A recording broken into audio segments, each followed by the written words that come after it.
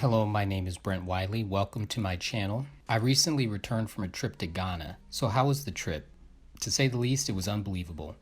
Without a doubt, it was the most fun-filled, educational, and culturally enlightening vacation I have ever taken. However, today I don't want to talk about my adventures in the Gold Coast. Instead, I would like to talk about costs in the States that you should take into consideration before arriving on the African continent. I will try to make this video as quick and painless as possible. Please see the summary around time code 1350 if you want to skip the details.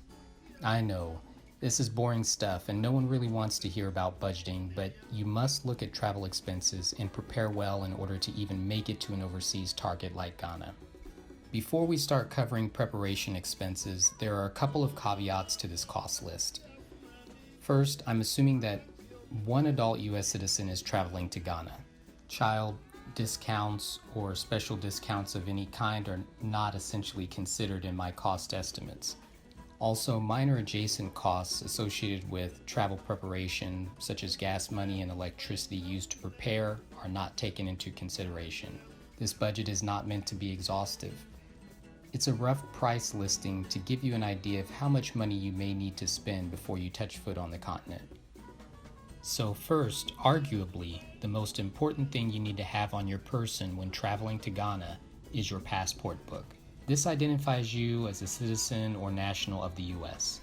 You need the book because the books are valid for land, sea, and air, while passport cards are only valid for land and sea. More than likely, you're going to be flying to Ghana, so you need the passport book. If you don't have a passport, you usually need at least two forms of identification: your state identification card or driver's license plus your birth certificate should suffice. But visit travel.state.gov/ in order to confirm the necessary forms of identification needed to get your passport. State identification cards are often issued by your local state Department of Transportation. Getting your birth certificate shouldn't break the bank either. In Maryland, for example, it's $10 to get a new birth certificate printed, and $12 for every duplicate ordered at the same time. If you just need to renew your passport, you only need your driver's license and the old passport.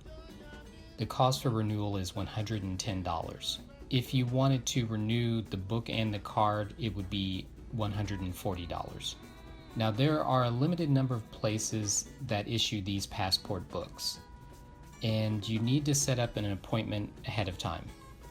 You should not expect to just walk in without prior notice to these agencies. For a list of passport agencies near you, go to the link displayed on the screen, and I will also post this link in the channel description section. You can have your passport processed same day, but I believe you have to pay an expedite fee. If you do not need to expedite your passport processing, then the base fees are as follows. The passport application fee is $110. The execution fee is $35. Getting the passport expedited at the agency same day will be an additional $60. Congratulations! If you've made it through this step, you really only need two more big items, and then you could technically buy your plane ticket and be on your way to the Gold Coast. In order to be immunized for yellow fever, you will need to find a medical care clinic that is able to administer the yellow fever shot. You cannot enter Ghana unless you have had your yellow fever shot and documentation to prove you have been immunized. I used Passport Health, which has a number of facilities throughout the United States. I will provide the link in the description section as well. If you visit these health clinics, they generally will recommend that you receive other immunizations in addition to the yellow fever shot.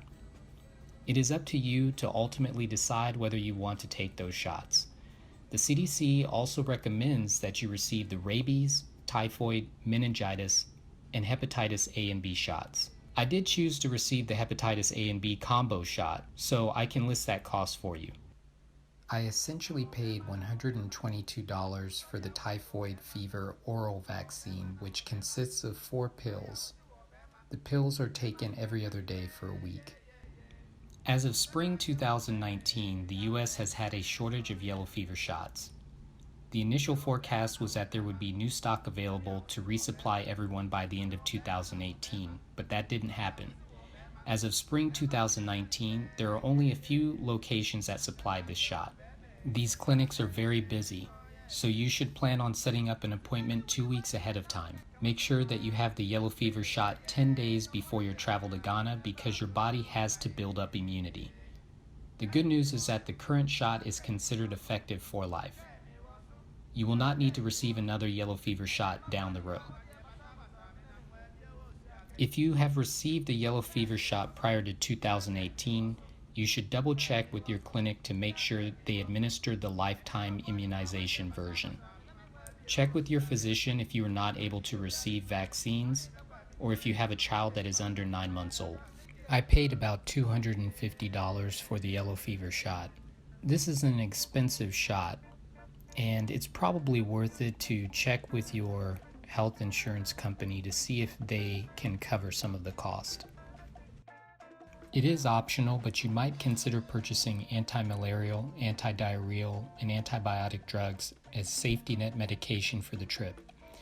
Again, consult with your physician before taking these medications. Taking an anti-malarial drug such as Malarone, which is atovaquone, requires taking the drug 1 to 2 days before visiting Ghana and taking the tablets for 1 week after you leave. As an aside, if you're worried about getting malaria, a week-long trip is not a bad travel duration because it takes 7 to 18 days before malaria symptoms manifest. Now that's assuming a mosquito rushes to bite you on the first day as soon as you get off the plane. In the worst case scenario, you're already back on the plane to your physician in the States before the full-blown symptoms appear. I purchased 3 tablets of azithromycin priced at about $32 for any potential bacterial infection, though I never needed to use the drug. As an antidiarrheal drug, I purchased Diarescue at $10, and again, I never needed to use this while I was in Ghana. So assuming you travel to Ghana for 6 days, plus the 2 days you must take the Malarone before visiting, and the 7 days you must take the Malarone after you leave Ghana, you need 15 pills. The Malarone is priced at approximately $10 per pill. Contact your health insurance company to see if they can shoulder some of the costs of these medications. The last item required that you need before you travel to Ghana is your visa. The Embassy of Ghana in Washington, D.C., the Ghana Consulate General in New York City, and the Honorary Consulate of Ghana in Houston, Texas, are all able to issue visas. I use the Honorary Consulate of Ghana in Houston, and I highly recommend using the Honorary Consulate. The website was easy to navigate, the customer service was excellent. When I needed to ask questions on the phone, they addressed them promptly and politely. They also delivered my visa swiftly through the expedite service. No nonsense whatsoever. The website for the Honorary Consulate of Ghana is GhanaConsulateHouston.com. The website lists all of the materials you need to mail into the consulate in order to qualify for the visa. There are 2 types of visas that you can purchase. The multiple entry, if you plan on visiting the country multiple times within 3 years, and the single entry. Single entry visas only last 90 days. If you are staying for a summer in Ghana, I would play it safe and just purchase the multiple entry visa. If you are opting for the Rush single entry visa, then you need to tack on an extra $40. Without rushing, you only pay $60. You must submit 2 separate payments for the visa. These can be in the form of a cashier's check, a money order, or a postal order. One payment goes to the embassy and the other goes to the consulate for the rush fee. The total comes to $100, and you can include both of these payments in the same envelope. If you are opting for the Rush multiple entry visa, then you need to tack on an extra $100. Without rushing, you only pay $100. You must submit 2 forms of payment again for the visa. One payment goes to the embassy and the other goes to the consulate for the rush fee. The total comes to $200. However, if you want to express mail the application to the consulate and express mail it back, then you must also pay for the FedEx shipping and the return envelope. You will have to visit your local FedEx to determine the fees for your specific location. I live in the Midwest, so the cost wasn't quite as high. I spent $43 to express mail my application to the consulate, and then I spent $43 to provide the consulate with a prepaid FedEx express mail envelope so that they could express mail the approved visa back to me. By paying the rush fees and express mailing, I was able to get fairly fast turnaround. After sending off my application, I was able to get my visa within 2 or 3 days. Again, I would recommend sending your application to the honorary consulate in Houston. Unless you order your plane tickets 8 to 12 months in advance, purchasing your flight to Ghana will likely be the largest expense you have when planning your trip. Unfortunately, there are not many options for a direct flight from the US into Ghana. I took the direct flight from New York to Accra through Delta. The ticket was about $1,200. There are cheaper flights that have 1 or 2 intermediate flights. For example, I found a flight through Kenya Airlines for $1,097, but it has an overnight layover in Jomo Kenyatta International Airport in Nairobi. Some flights have an intermediate stop in another country, and you may lose an additional day of travel. Although it isn't a strict prerequisite to traveling to Ghana, learning about the various ethnic groups in the country, their history, and their language can enhance your experience when you visit. Now, Ghanaians are perfectly capable of speaking English. They only tend to use this language in the corporate sector or government, or when the local dialects are so disparate that English is the most suitable language for communication. Outside of those cases, they basically speak their native ethnic group's tongue, certainly at home and in the markets. It would be wise to learn a few survival phrases in Akan tree. A Fanti gentleman who is a university art professor named Nana Echo Mason was generous enough to help teach me the basics of the tree language over the course of 3 months. The majority of the people in the lower 2/3 of the country belong to Akan ethnic groups. I recommend Pimsleur's Tree CD set. LearnTree.com is a free resource you can use to learn the language. For a more intensive study of Tree, purchase Let's Speak Tree, a proficiency course in Akan language and culture by Adams Bodomo, Charles Marfo, and Lauren Hall Liu. A nice compact read that does a fairly decent job of covering Ghana is the Culture Smart series book, Ghana, Customs and Cultures.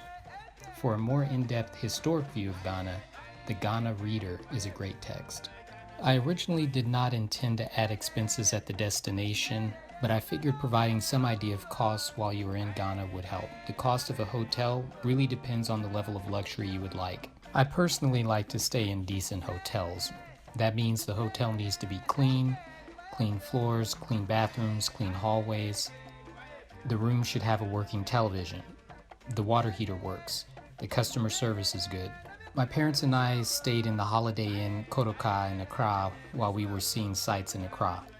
This is the same hotel where President Obama stayed when he visited the country. The hotel rate there was $125 per night. That's what we secured. We also stayed at the Coconut Grove in Cape Coast and the Golden Tulip in Kumasi. The rate for both of these hotels was $150 per night. So let's take a look at a possible cost list in the upper range versus a lower cost list where our US citizen chose the cheaper option for every list item presented. Assuming you don't have the necessary forms of identification to receive your passport, and you need the passport processed in 1 day, you will need to pay approximately $235 to get the passport book. If you already have the necessary forms of identification and you are willing to wait 6 to 8 weeks for your passport to arrive, you only need to pay $110. Actually, if you already have a passport and it has not expired yet, you don't need to pay anything.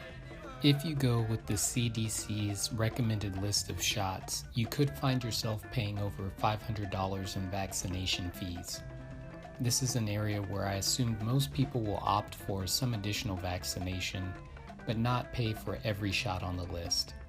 Paying for 3 vaccinations already costs $557, while only choosing the yellow fever vaccine is $250. Since the hepatitis A and B combo shot requires 2 shots, the cost will increase by another $185 once you receive your second shot.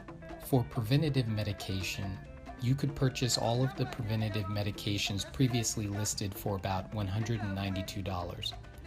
The medications are not required, and so you could also choose to opt out of them completely.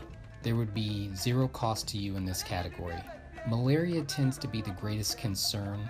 Granted, I was not bitten by a single mosquito while wearing 12-hour protection Ultrathon Deep insect repellent, but you may want to play it safe and at least purchase the anti-malarial pills. There is quite a cost range on the visa, and it primarily depends on if you need to expedite the delivery of your visa and if you are choosing a multiple entry visa over a single entry visa. The scenario with the highest cost involves a traveler needing an expedited multiple entry visa. The least burdensome cost is a single entry visa in which no rush service is necessary. So the cost could range from $286 to as low as $60. I added an extra $375 as an average flight estimate for those who need to fly to New York from the Midwest or West Coast. If you book a flight closer than 2 months ahead of time, you certainly risk higher airfares. I saw a 2-month round-trip nonstop flight to Accra through Delta listed at $1,200 in the spring with a 2 months advance booking. On the low end, you might already live in New York City, and so you don't need to worry about spending money on a connecting flight. If you plan 8 months in advance, you could get a ticket for as low as $1,097 through Kenya Airlines. The spread between flight costs is somewhere approximately in the range of $1,600 to $1,100. Assuming you want to immerse yourself in studying all things Ghana before your trip, you might purchase all of the suggested books and language learning aids I listed. This will set you back $112.50. On the other hand, you may choose to take your experiences fresh as they come with no prior information, or you may choose to leverage your library or online resources. In that case, you don't really need to tack on any expenses for the learning materials. Destination expenses were omitted in the grand total, since this video focuses on costs associated with travel preparation. The difference between potential travel costs shows how much variation in total expenses is possible due to personal preference. If you are looking for lower end costs than what I have listed here, you may want to consider participating in volunteer aid trips. If anyone finds lower prices in any of the categories presented in this video, please feel free to post a link along with the price point. I might post a revised video incorporating some of the valuable advice shared by YouTubers on the channel. That's about it. Thank you for viewing. Please like and subscribe if you found this video of use and would like to be informed of new video postings. Bye-bye.